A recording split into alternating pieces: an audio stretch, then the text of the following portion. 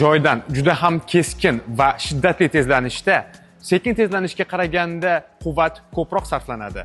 Chunki akselerator pedalini qanchalik qattiq bossangiz, chiqarib berilayotgan quvvat shu bilan birga iste'mol qilinayotgan quvvat yuqori darajada bo'ladi.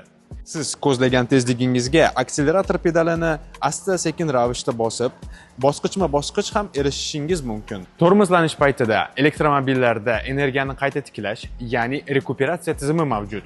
G'ildiraklarning inertsion aylanishidan hosil bo'lgan energiyaning bir qismi to'planib, akkumulyatorlarda yig'ilishi mumkin. Tormozlanayotganda tormoz pedalini birdaniga oxirigacha bosmaslik kerak.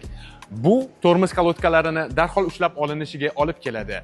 Rekuperatsiyali tormozlanish esa o'tkazib yuboriladi. Tormoz pedalining yurish darajasidan 30% dan 80% gacha bo'lgan asta-sekin bosilishi rekuperatsion tormozni ishga tushirib, uni asta-sekin kuchayishiga va shundan keyingina tormoz kalotkalari ushlanishiga yordam beradi. Bunga qo'shimcha ravishda aytish mumkinki, har bir tezlanish pedalidan oyog'ingizni uzishingizda qo'shimcha yordamchi rekuperatsiya ishga tushadi.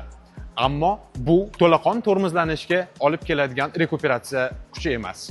E'lon qilingan yurish zaxirasi avtomobilning shinalaridagi bosim me'yoriga muvofiq o'lchanib belgilangan.